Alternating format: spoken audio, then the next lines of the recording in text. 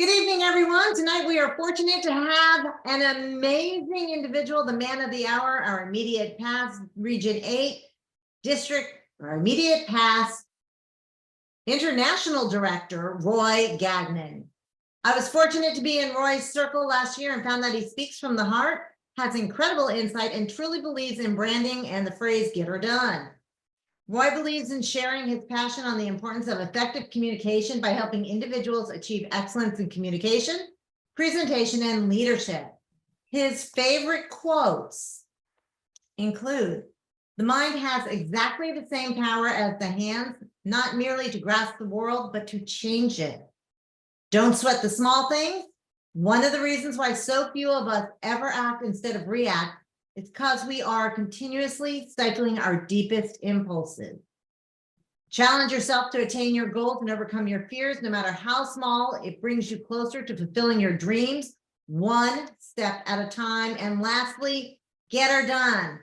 My fellow Toastmasters, most welcome guests, it is my pleasure to introduce to you our immediate past International Director, Roy Ganga. Roy, it's all yours. Thank you very much. Wow, that was a mouthful right there, right? District 47, it's great to be here. I'm looking at all of you on the screen here. Oh my gosh, you guys have really turned up and show up here this evening. This is great. It's great to see members and leaders in a district wanting to learn, wanting to understand what their roles are, wanting to see how they can help others succeed and get better, just like them or even better. So it's good to see all of you here this evening. I've seen some familiar faces here that I haven't seen in a long time. So, hey, stay tuned. I may call on you to answer a question. I made notes of some names here, so we'll see that. This evening, I'm going to talk to you a bit about it's train the trainer, but getting to understand what it is that you need to know as you prepare for your training. And, you know, when Lewis mentioned just now, there's so many sessions that is coming up in November. Wow, you said 55 sessions or something like that. That's mind blowing, right? Just to think about that alone. And you have to get presenters and trainers for all of those sessions. It is difficult. It is difficult to go around the districts and ask volunteer leaders to volunteer more time to help the members get better, but you showed up today. So that tells me that we're going to get the members, the leaders today to serve in those roles out there. First thing, in order to be successful as an organization or as an individual, we must be open to fresh ideas, as well as keep our knowledge and skills updated to stay relevant and to ensure our work creates desired impacts. It is important that we keep our skills up to date because technology is changing every day. Processes are changing every day. The way we did things 2 years ago is so different now in our clubs and in our districts, right? Because the environment has changed. So it forced us to be able to change. Today, the purpose of this session is to equip trainers with the skills necessary to effectively understand and deliver content of a training program. And in our case, the Toastmasters training programs to leaders and members in the district, such as their TLIs or other officer training, club officer training. It could be some special training you're doing, but the same skills and the same things that you're going to learn is the same principles you're going to apply to regardless of what training it is that you're doing. The information members learn in Toastmasters training session can ultimately help them become more productive, more influential, and more confident in their roles and their interaction with others. Don't you believe that? Don't you believe that the more information you learn, the more things you do, practice makes perfect, right? That's one of the things we've learned in Toastmasters. You get up to speak, yeah, the butterflies are in your heart, you want to pass out the very first time. And then after about 5 speeches, you're like breathing very well and said, why did I panic at the very beginning, right? We put more pressure on ourselves than we give ourselves credit for. So just shake that off and let's move on. I'm going to share with you my presentation here. Let me get here, share. PowerPoint, there you go.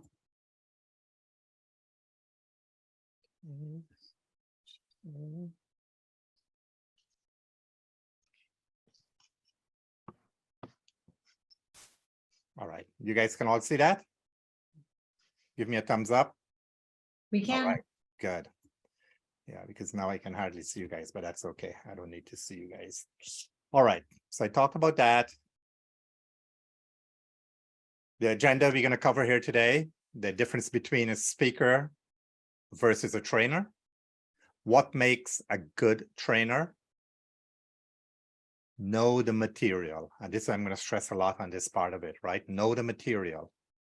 And we're going to touch a little bit on what is TLI and why it's that important that you as trainers participate and why the leaders need to participate. And then some do's and don'ts of what it is that we should and should not do and try to avoid in between. So the first thing I'm going to talk about is the speaker, right? The difference between a speaker and a trainer. But before I get there, speakers and trainers share some similarities. However, the way these two roles communicate their knowledge, it differs. And we know from a fact that speakers, when they're competing in a competition, is different from when they're going to get out there to train and do something else, because it's a whole different mindset, a whole different messaging. What is your understanding? Maybe I'm going to just call on the first person I see on the screen here. What is your understanding of the difference between a speaker and a trainer? Avis, I can see you on my screen here. Avis Russell.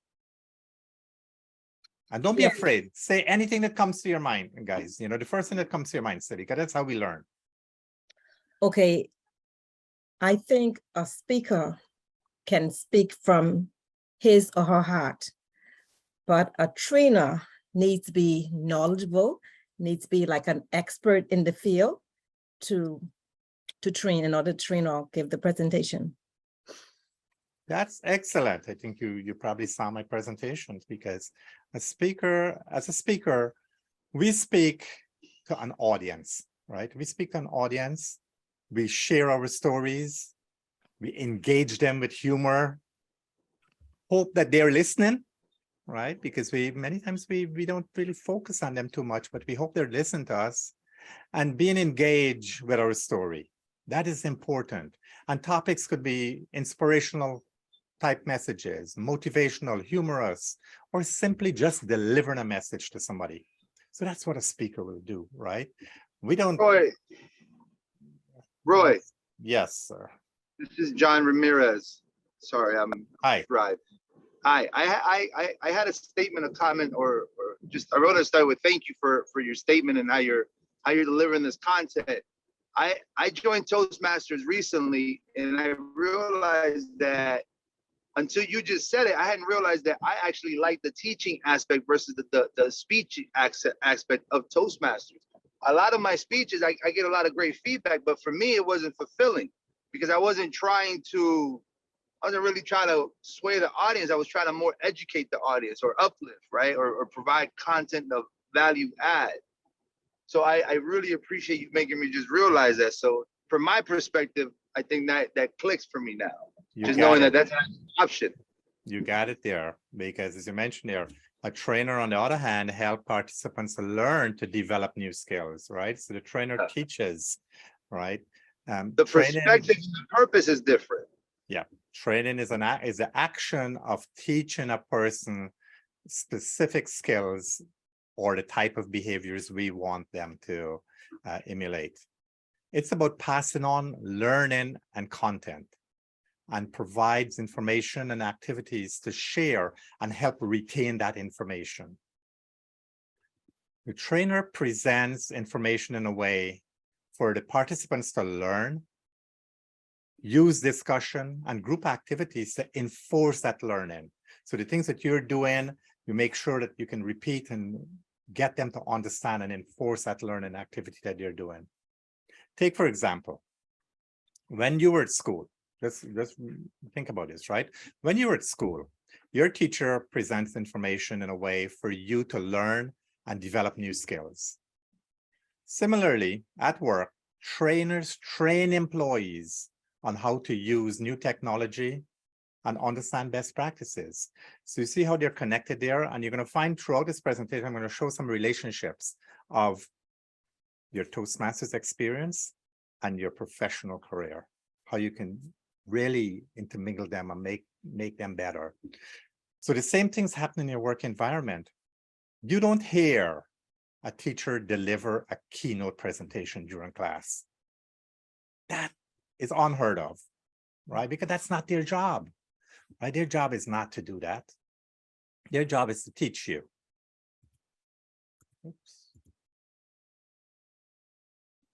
So you have a speaker, they present information to an audience, they use lecture stories, and they talk about what stuff that they need you to hear. They expect the audience to be listening, but not always, whereby the trainer presents that information to the participants. So it's pretty much the same things I just mentioned to you. But what I want to highlight on this slide here is you can see an overlap on this slide, the common thread between the two. You see both roles lead a group, right? Both roles present information.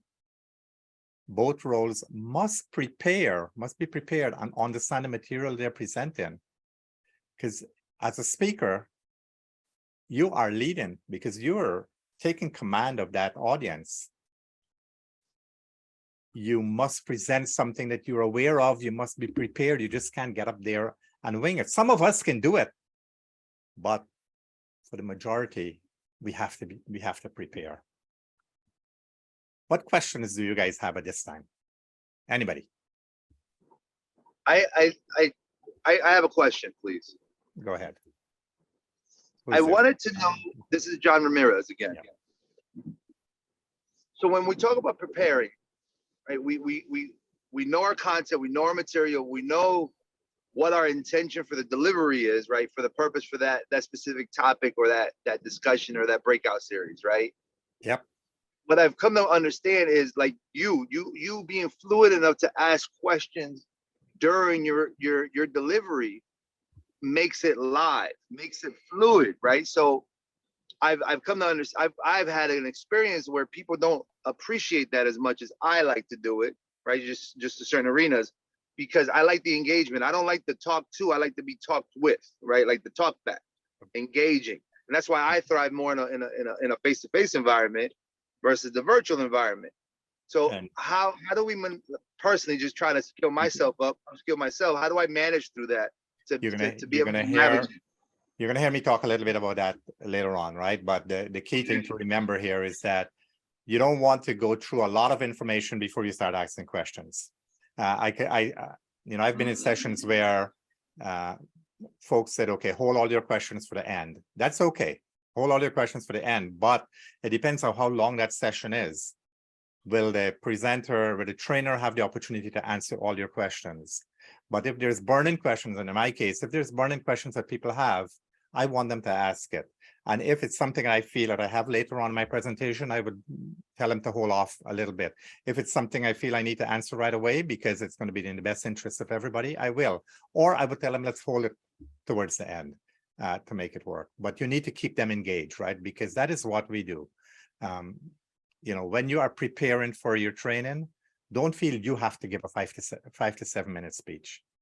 Otherwise, what do you think will happen? And I see Andy has his hands up. I'm going to come back to you a second, Andy. As a good trainer, you have to observe your audience behavior, right? Are they disengaged? Are they yawning? Are they doing something else? Because you are boring them so much. So you have to retool yourself fast and say, okay, what am I doing to make my audience, my participants, disengage from what I'm trying to tell them? And that is what you need to focus on fast. Andy, let me hear what you have to say. My question, Roy, is from the perspective of you having been on the board and being a regional advisor, do we do a good enough job of what businesses call the gap analysis, the difference between what people know and what people should be knowing. And when we do our TLIs and put out our programs, are we doing an adequate job of gap analysis to help serve the members? Good question, Andy, because, as you said, as a region advisor, I was able to travel along the region and visit different districts, and I've seen where some of them do it well, and they understand the needs of the members and what it is that they need to focus on, and they present material on that. But then, for the most part, I don't see them doing that. I just see the district leaders as trainers just presenting information without even understanding what it is that they are training. So that is where we have a disconnect. And hopefully this is going to try to bring some of that together. Thanks for asking. You're welcome. Another aspect of training that overlaps, and you have heard this term, facilitation, right? Because they interchange, trainer and facilitator, we interchange them. But facilitation is the act of helping other people to deal with the process or reach an agreement or a solution without getting directly involved in the process. So you're just there to help them and guide them and show them, get them over the stumbling blocks that they have there. The facilitator role is to aid the group in managing the knowledge they have to achieve their intended results. The trainer is going to train them on what it is that they need to understand. The facilitator is going to help them overcome some of the challenges they're facing. So with all of that said, are you a speaker? Are you a trainer? Or are you both? You can type some of those things in the chat. But I would look at, let's see who I have here next on my screen. William Thomas. Yes, sir. Are you a speaker, a trainer? I consider myself a speaker. Okay. I see in the chat here, people saying they're both, some of them saying they're speaker. It's important to find out the audience. Exactly. It's important to find out that audience needs. Good. Well, the speakers here is going to understand if they want to get into training, what it is that they need to do to get into the training side of things, right? At least you have the foundation already. So what makes a good leader? Because it looks like I didn't confuse anybody so far. Developing, one second here. Delivering effective and engaging training is the art and it is a science. It isn't simply about putting someone in front of a room to facilitate or to show a person how to do something. Training is a process that begins well before the training course itself and extends beyond the close of it. And what do I mean by that? There's a lot of preparation that goes into the training before, such as understanding the material, getting a feel for your targeted audience, and somebody mentioned that in the chat, and practice in the environment you will be presenting. Get a feel for the room, get a feel for, if it's online, how you are going to present, how you're going to present yourself, how you're going to present the material. And after the session is over, you're going to get some feedback, because each session that you're presenting, you should always ask for feedback through evaluation. But that is not for you. That is not for you to say, okay, my program itself that I'm doing is not good.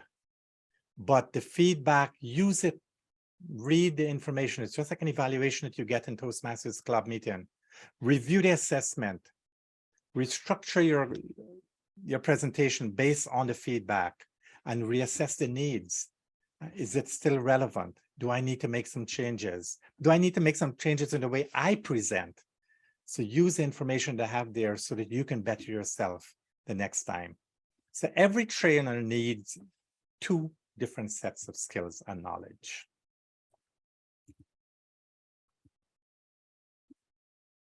First, they must know what subject they're teaching.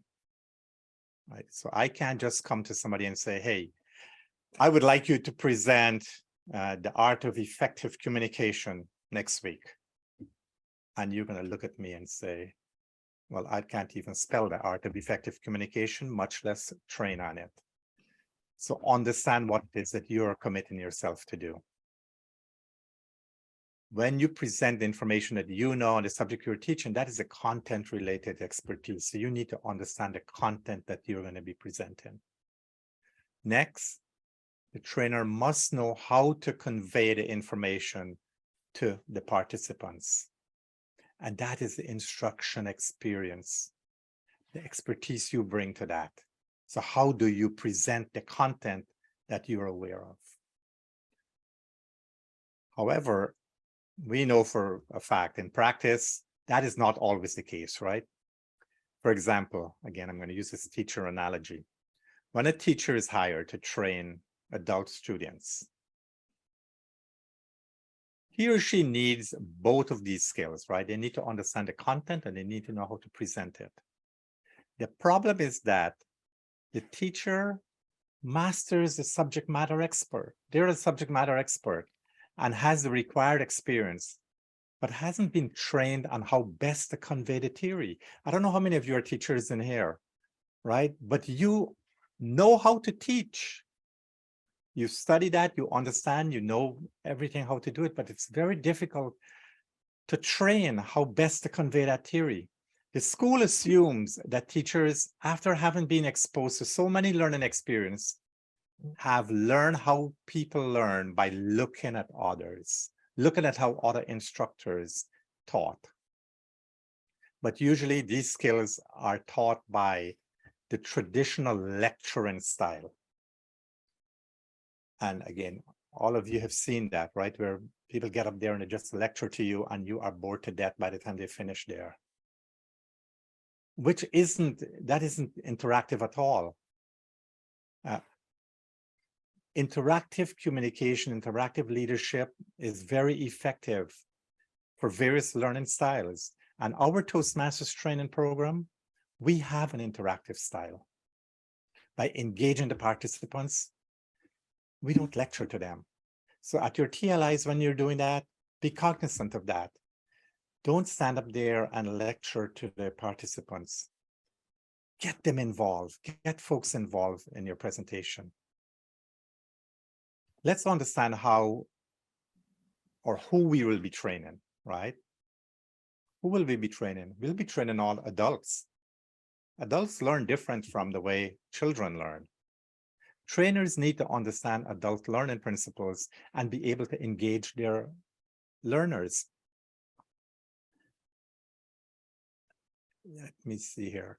Katie, I'm going to call on you, Kate McClare, right? I think you are. Let me hear from you. What do you think is the best way that adults learn? And again, there's no right or wrong answer here. Right. Well, by the same token, there's really all kinds of different ways that adults learn, I think. Some of us learn best by listening, others by reading and seeing. And I suspect that most of us are a combination. I know I need to hear and see what I'm learning.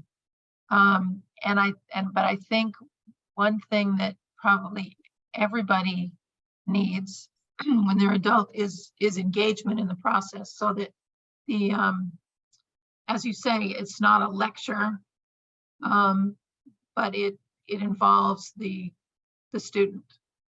Yeah. By asking questions and inviting them to ask questions. I think asking questions of the class is a very effective way to get the participants engaged. And you're right, because again, if you put yourself back when you were going to school, in your early years in school, you wouldn't want to raise your hands, right? Because we don't ask a lot of questions when we went to school, right? We're afraid to ask questions. We don't want to look dumb in front of everybody.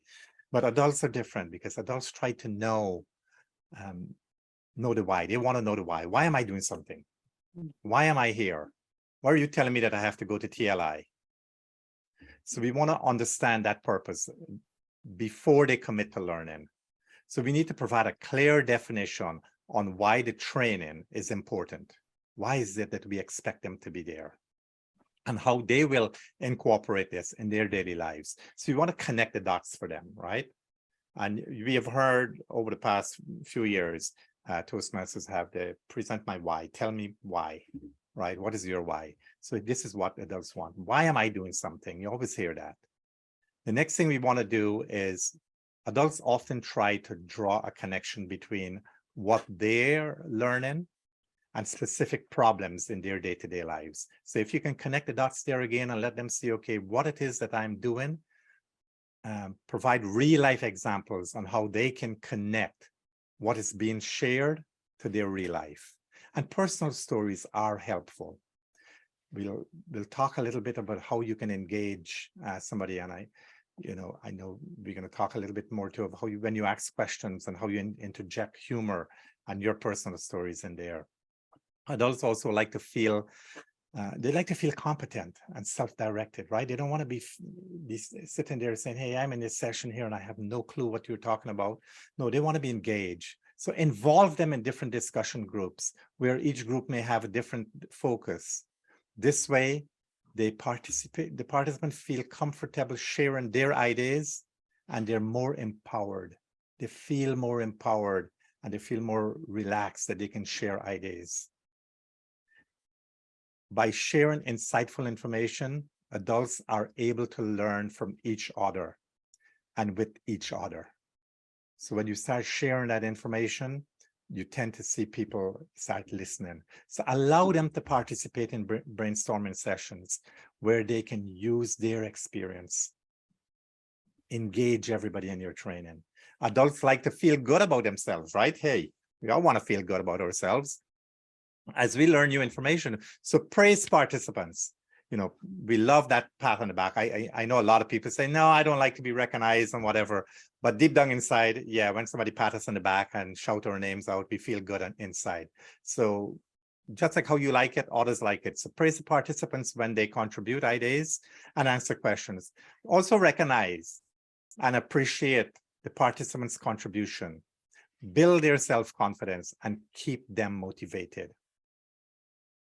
You need to be cognizant and be aware of, keep an eye on the participants that are not being engaged, right? Because there's some, like me, introverts would sit at the back of the room and probably not say anything until somebody called on me. So you need to call on them to get their opinion. How would you think you would call on somebody who is not, you're in a session, you're doing a session, the engagement is going on, people are asking questions, you've thrown out suggestions for people to think about and waiting for a response, and you're looking at this one person and they're not responding. How would you approach that? Let's look at Adrian Williams.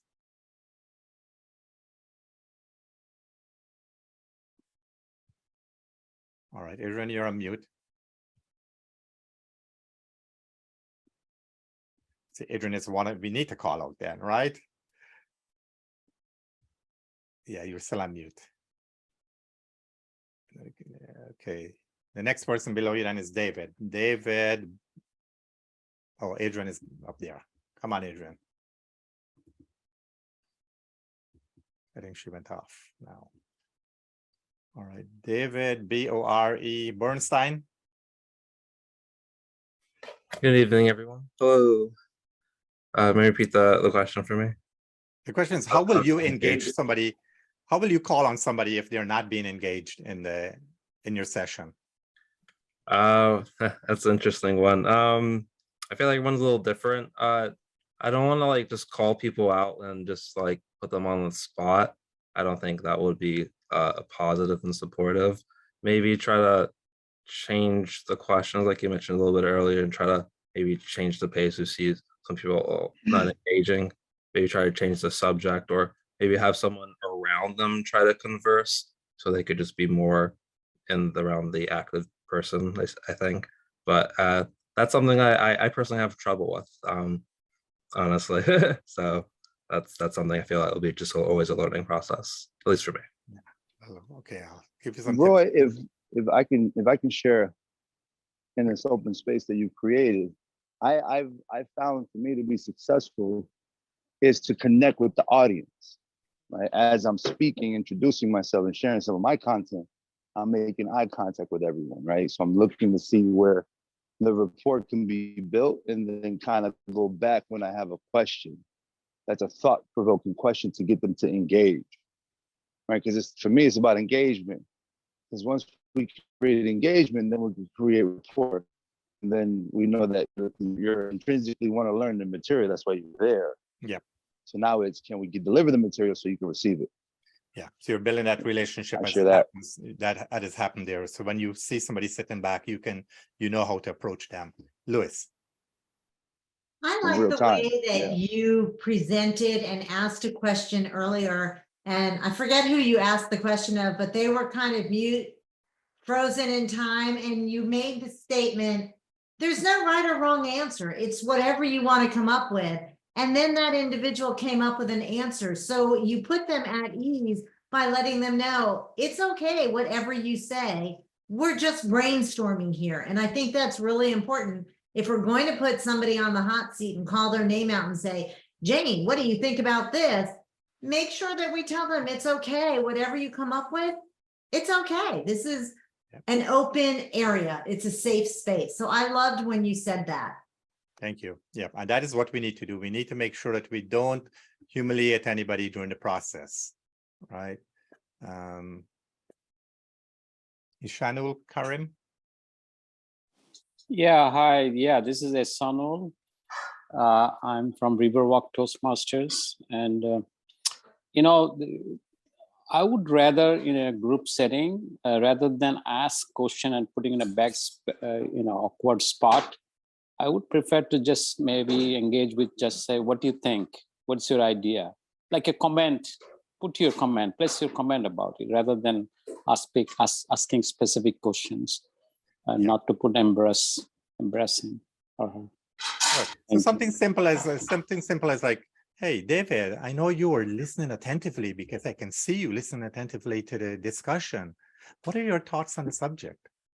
Right. And again, if you see them struggle a little bit, you just say, hey, there's nothing right or wrong. Come on, let's just share whatever is coming to your thoughts right now. Share it. Let's hear it, right? Give them that motivation to speak up a little bit. And Roy, you have in the chat by Dr. Susan Vanetta, asking people to type in the chat for those who do not or cannot share vocally. Okay.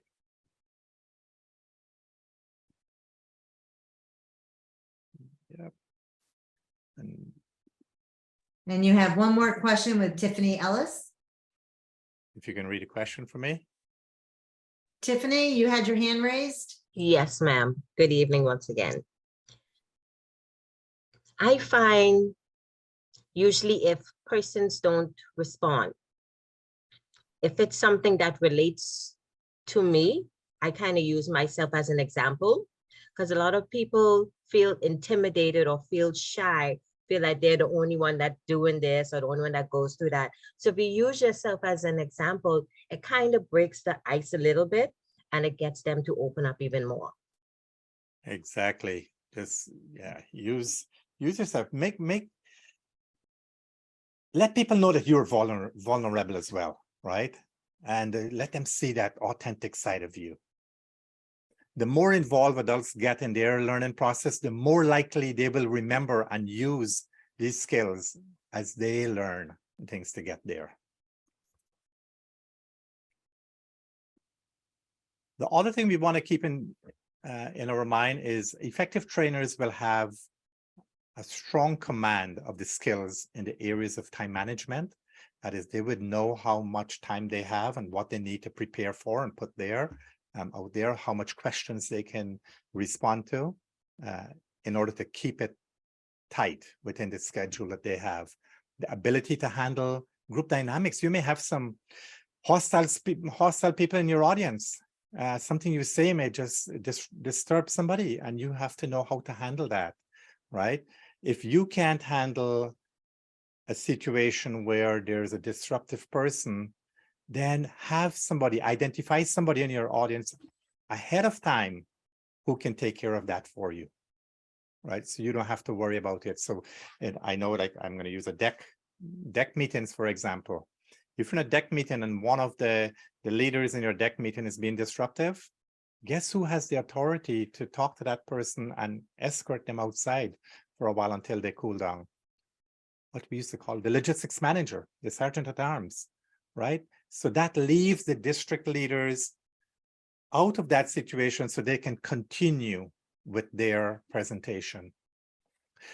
Leaders must have strong communication, because that's what we are, right? We have to be able to communicate effectively to our members. They must have some evaluation techniques. They need to know how to evaluate the process, evaluate the presentation that is going along, how to receive the evaluation they're getting in order to better themselves. And they need to have some type of understanding of what type of training need to be done, understand the dynamics around the type of training that they're working on to get them in the right frame of mind. The most engaging trainers possess a keen interest in the understanding of the subject they're training. So as I said earlier, you have to know what it is you're presenting on, understand it well enough, along with the ability to develop a rapport with their participants. And that is what David and the other gentleman mentioned earlier, is that you need to understand your folks, how to read the audience and know how you can respond to them. They demonstrate a lot of enthusiasm, right? We need to be ourselves. We don't need to be this fake person standing in front of a room presenting something. Be ourselves. People relate to that even more. Be confident with yourself and have empathy, especially in these times. We need to be empathetic. We need to show that we care. A key element of training that is often overlooked is you don't have to do it yourself. God, and this is one I cannot stress enough, right? It is always helpful to tag team with another trainer. This is an effective way because it gives more perspective and a welcome break from one person.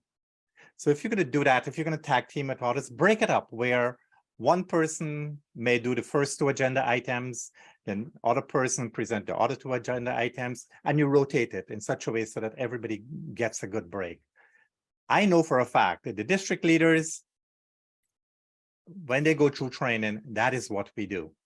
No one trainer does everything. We break it up. And I would call on Madam PQD, who just came back from the district leadership training in Nashville. How did you find having multiple presenters in your session? Was it confusing?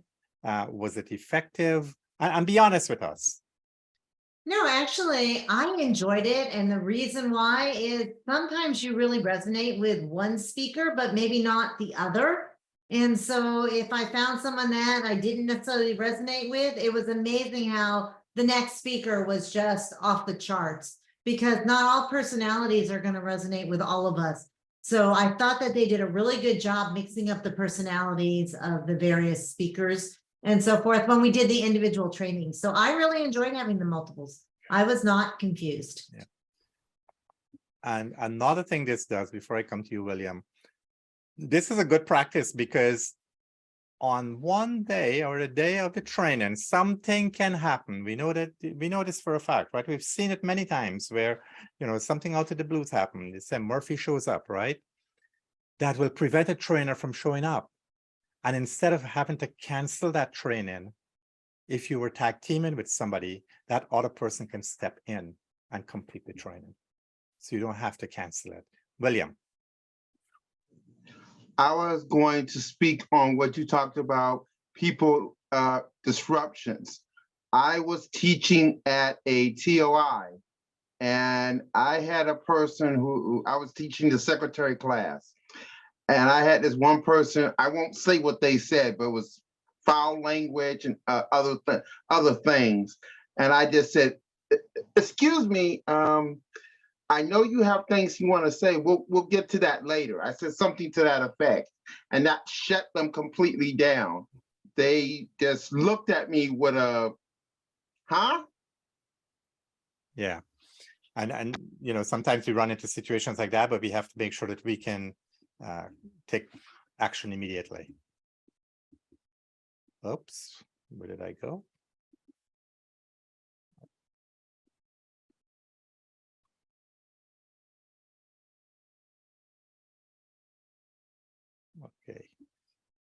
All right, continuing on what makes a good trainer, tell the participants what topics that you're doing.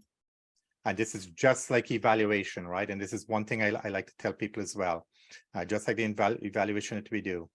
Tell them the topics you're going to participate in, share the topics, and review the topics back with them. So it's like in evaluations where we say, hey, we're going to tell you, you told me what you're going to say, you told me it, and then you summarize. So make sure that they understand what is going on there. We will continue now on knowing the material. And I know I hope we don't run out of time. How much more time I have there?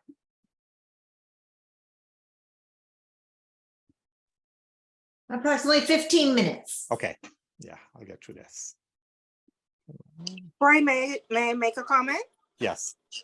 I wanted to speak to the comment by the previous speaker. I find, and I just had a conversation about this today, in handling difficult situations in training. If we learn how to practice controlling our own emotions, we call that emotional intelligence. It works so much better instead of responding immediately. Take a deep breath, think before you speak, and decide whether or not it is worth it to respond immediately or wait until another time. Exactly. Good point. Good point to present there. Here, you need to know your material, right? You are that you're presenting. And again, I can't emphasize this enough. Don't try to wing it, because you will be doing your participants and yourself a disservice. Therefore, practice, practice, practice. I'm sure you've heard this many times. You don't have to develop your own training material or slides. The training materials are already prepared for you by the training team and Toastmasters. The training team have incorporated the many feedbacks they have heard from past participants and the trainers in compiling the program we currently use. You don't have to, I'm going to come back to you, the questions in a second. You don't have to regurgitate it word for word. Add your personality. Make it something that you can have that connection with the audience with. But keep the content intact. Don't change the content. By sharing your own experience with the participants, you make the training session more interesting and personable. You can incorporate special things that the district is offering. Things like maybe incentives, certain situations that are going on, other training programs that may be coming up the pike, stretch goals that the district may be setting for you. So share all of that, incorporate it into your message as you're doing that. Present the material in a logical, meaningful, and engaging way. The Toastmasters training material is already laid out that way for you. As a trainer, I would encourage you to add those brief personal stories to emphasize key points. So as you're going through the material, make notes of where you are going to put in those stories, where you're going to interject those stories. This makes it so relatable and make you look more authentic when you're presenting to your folks. Okay, there was somebody had their hands up. John. Yes, good evening. Thank you again. I appreciate the conversation going towards bringing awareness to emotional intelligence and how we deliver this content. Because I believe that as executives, we train the executives, we train high achievers, we train high performers. We forget that everybody's at a different capacity or skill level, right? And we seem to just blanket approach everyone from a high executive function. Right? And I realize that to create true meaningful impact, you have to, like you said, create the content or make the content palatable, right? So I use emotional intelligence to connect. I use Maslow's hierarchy of needs to galvanize. We have to incorporate a lot of that into our presentations, because we have to make people understand. We have to make people really want to listen to us, right? So each of the modules that you have at Toastmasters, each of those modules come with things that is ready for you to use, right? You have the facilitator guide. You have the participant workbook. You have PowerPoint slides. So you don't have to do anything. The facilitator guide will provide cues along the way for what action you need to take at certain points. Example, when to ask a question, when to instruct the participants to work in small groups, when to show a visual aid. So it tells you exactly what you need to do. You just have to review the material and understand it. Pay attention to those cues. Review the material a few times and make notes in the facilitator guide, especially where I said earlier, where you want to add those personal stories. You can write in your own words how you will present that topic. They will give you a guide and then you can put it in your own words. That's why I said, don't regurgitate word for word that's there. Familiarize yourself with the participant workbook.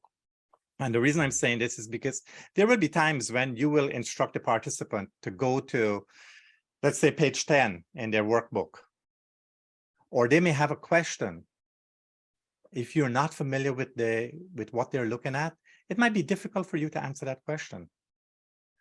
Utilize breakout rooms when you're training online. Zoom has done a phenomenal job with this, right?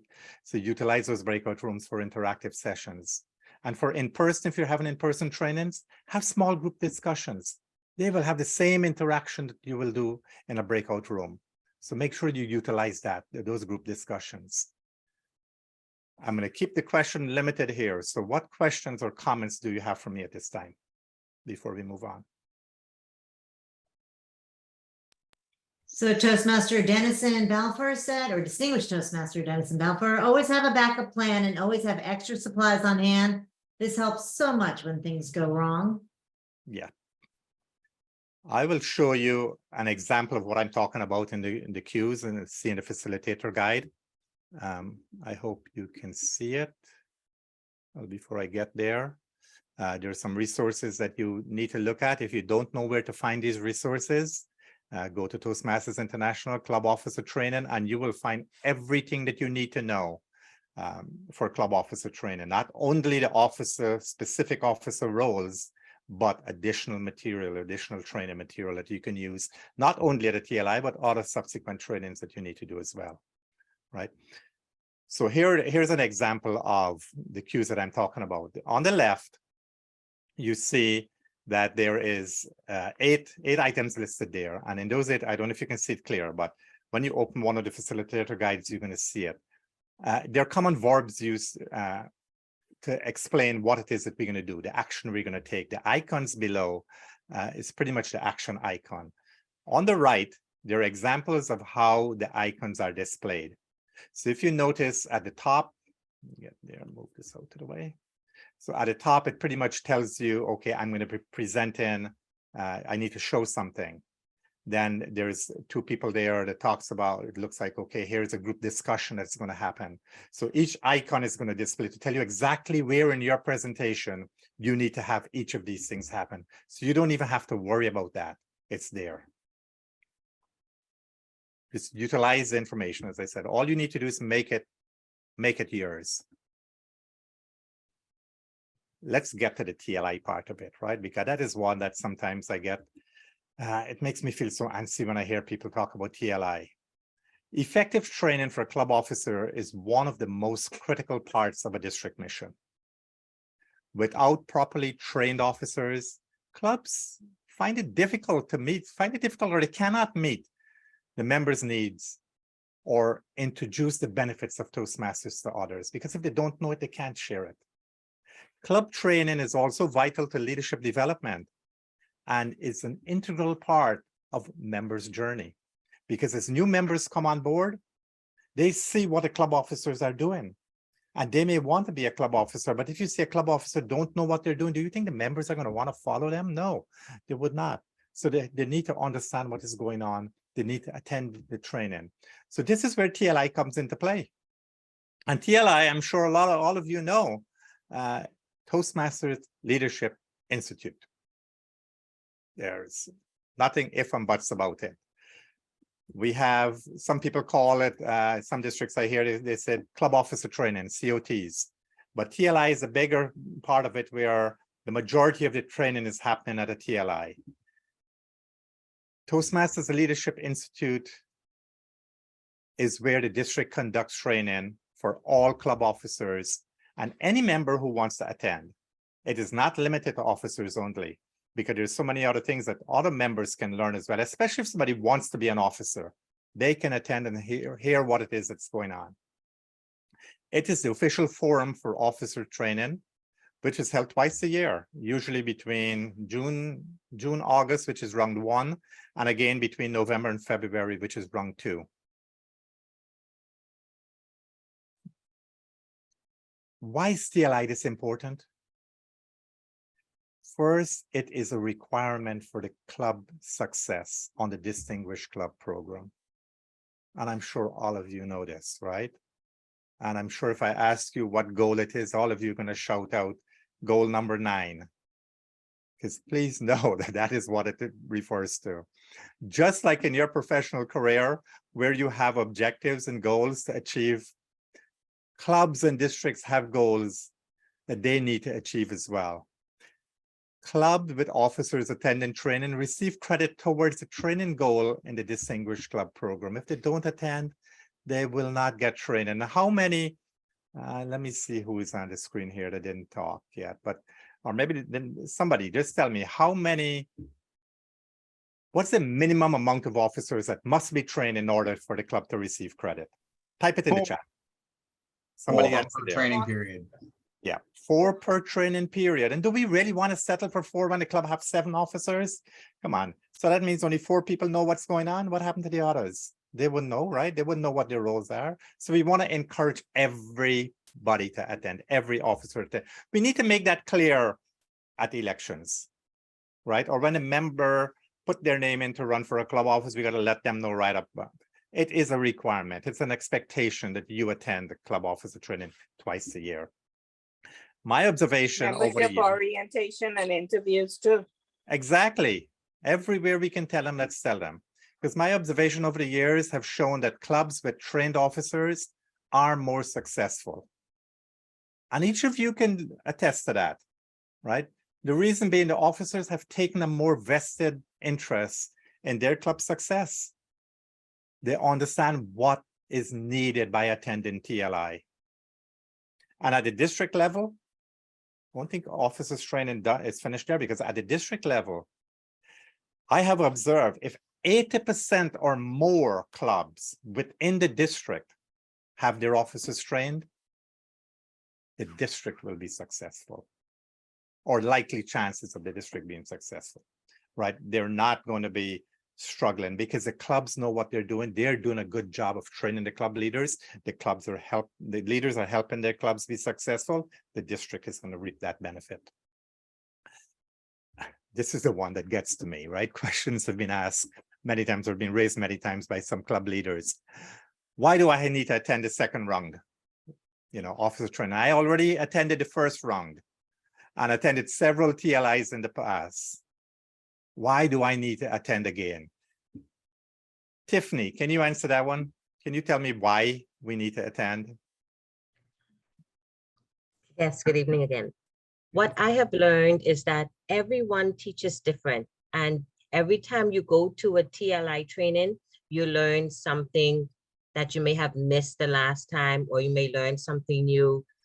It's every training session is a learning session. We can never know too much. Can never. And that's exactly it. I have a simple answer, and you guys can quote me on this or take it with me. You are an experienced leader in your club, and the district is happy to have your knowledge base. As such, it is very important for you to attend TLI, because you can help the up-and-coming club leaders by sharing the wealth of knowledge that you have. Yeah, it's so simple, right? Additionally, for the officers who hold annual terms, repeating an officer role, it's an opportunity for them to receive additional information. Same things that Tiffany just mentioned. It also gives them the opportunity to discuss a problem that they may be having and network with other club leaders. And don't forget, we also have leaders who are elected semi-annually. So they need to attend the club officer training to understand their roles and responsibilities. It is important to highlight what is in it for me. Everybody wants to know what is in it for me and the immediate transferable skills. So if you can connect those dots again and let them know how every role correlates to their personal development growth in their professional career, you will be amazed how many people will step up to the plate.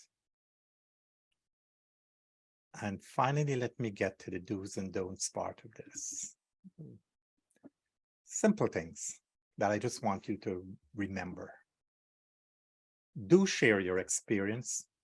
Personal experience adds credibility and makes it more relevant when relating topics. Discuss your real life type stuff. It captures the participant's attention and it promotes open communication. Do show respect and concern. This is more relevant now. I mentioned it earlier. As we rebuild this pandemic, both personally and within Toastmasters, show care about the questions. Even if the question is off base, let them know that you heard them. Do review the Toastmasters material for the respective training topics and add your personality to the presentation. Do use the evaluation form for your session as a tool for your personal enhancement. And don't lecture. Remember that one, right? Don't lecture. This can create boredom and it can a lack of interaction. So keep the participants engaged. Don't come across as the know-it-all, right? I am the person, I'm the subject matter expert. I know it, don't challenge me. People are going to walk out of your session. Participants will dismiss you. They might even become hostile. Use the knowledge in the room, the expertise in the room, and get them engaged. You're going to find how much more they will respond. Don't recreate the training material.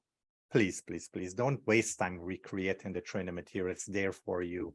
Don't think that your material that you have is better. It may be better, but we have a program to train.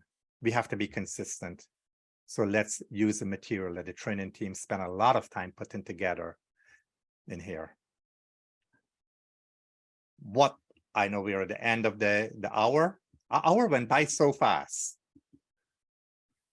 What other questions or concerns do you have that I can answer?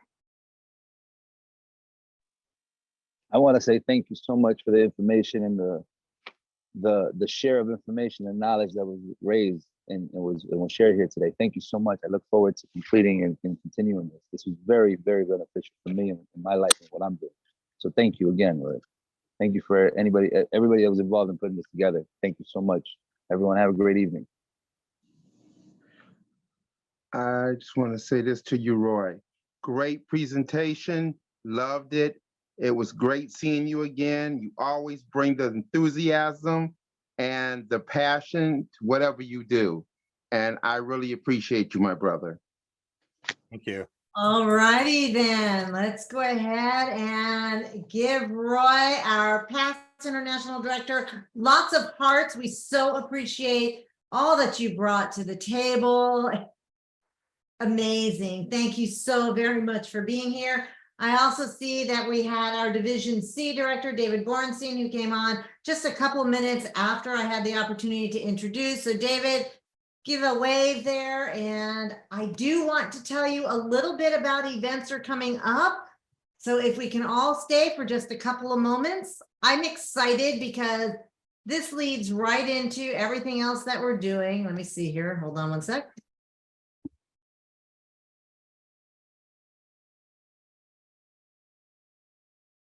Here we go. So we have a lot of upcoming events. For those of you that have been around District 47 for the last few months, you know we are chock full of things coming up. So here you go. Division training, that is our Training Leadership Institute, the TLIs, and the club officer training that Roy has been helping us with. Our first one out of the gate is November 12th. It will start at 8 a.m. Well, the doors open at 8 a.m. It starts at 8:30 sharp. This is a virtual event put on by Division A and E. BNC is having an in-person event at FAU in Boca Raton. Doors will open at 8. There will be food, and it starts at 9 promptly. We are then going to have our club officer advanced training. You can receive credit for this if you've been in the same role at least 3 times. Everybody is welcome, but this is just a little bit different that we're going to be talking about additional items that might be a little more advanced than the traditional role. On the 7th of December, which is a Wednesday at 12 o'clock, we will have club officer training put on by Division D. And then we have F&I putting on another virtual event on January 14th. They start at 8, doors open and doors open at 8 and it starts at 8:30. And we have one more chance to be a trainer or be trained, which is January 29th. Oh my gosh, can you believe we're already into 2023? Well, let's talk about some district training because we don't want to be outdone by all these amazing division directors. Judge training is coming up on November 9th. This will qualify you for the Emerald incentive. Notice the little emerald on the screen.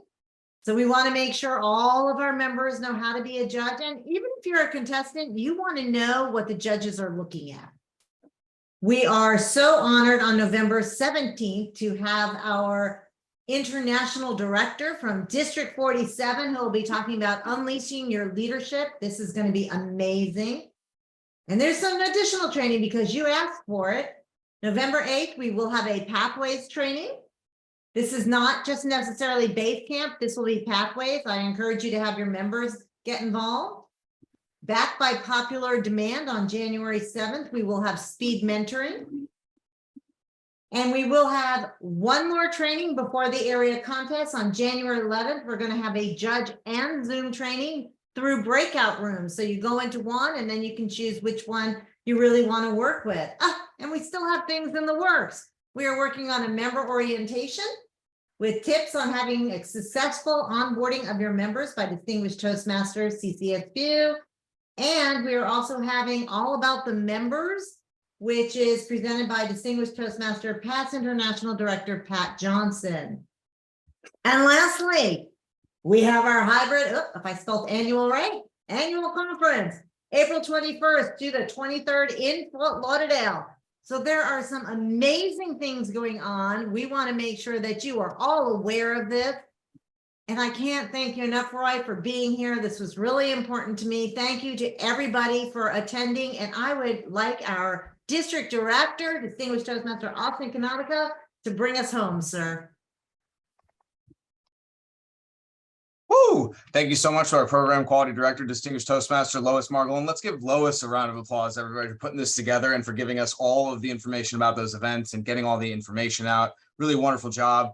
Distinguished Toastmaster Ganga, thank you so much for gracing our presence in District 47. It's always an honor to be around you. Every time that I am around you, I feel like you're in trainer mode because I'm always picking up really valuable nuggets of information. And we just really, really thank you for your time and your expertise. I know that all of us in attendance today got a lot of information, and I've also been hearing from others around the district, is this recorded? Can we get it if we missed it? And I'm happy that we did have this recorded. That way we could share this broadly with the rest of our district that wasn't able to attend tonight. So thank you everyone for being here and making this event possible. But again, big thanks to Lois for all her and her team has done this year as our program quality director. And Roy, thank you so much for everything you've done as our past international director and continuing on mentoring, coaching, training us as you go. So thank you so much. And it was an absolute pleasure. Great job.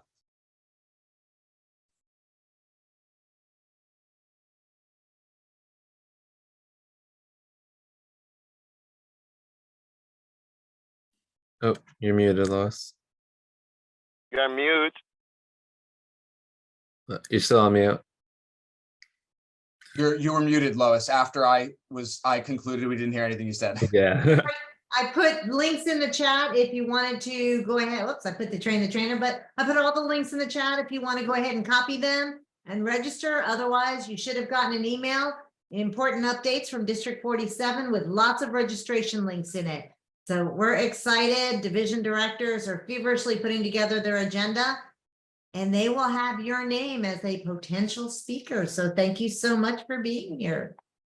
Let's give it up one more time for Roy. Show those hearts. We're in it. Thank you, thank you, thank you. There were so many fabulous nuggets. I'm going to take a picture with all these hearts. So just a couple more. Going once, going twice. Everybody smile. Got it. Thank you. Thank you. Thank you, guys. This was All right. wonderful. Good to see all of you. Good night. Good night. Good night. Thank you. Thank you. Boy, I'm Nice. serious. It was. Thanks, guys. Have a good night. Thank you for an excellent lesson. Thank you for being Thank here. you very much for having us. Great session. So Good glad evening, to- everyone. Good night, everybody. Good night, Elma. Good night, Lois. Good night. Good Good night, night. everyone. Geraldine, hello. I didn't see you sneak in. Good to see you. Irvin, nice seeing you. Yes. Hi, Lois. Good to see you. Yep. I've been a little MIA. We're gonna bring you back. No problems, girlfriend. I know. I'm excited for the in-person training. I'm signing up right now at Boca. Yay! So Yeah. We're getting quite a few that are already signing up for that, so that's awesome. yeah. That means that you wanna be a presenter. Very funny one. Well, now you're ready. You're ready to go. All right, everybody have a wonderful night. Thank you again for being here. Did you all learn something? Yes, correct. Absolutely. Always. Good, good. And I hope you're signed up for one of our future events, sign up for your TLIs. And we've got a lot of stuff on the plate here. So everybody's excited about all the different events we're putting on. Have a magnificent night, everybody.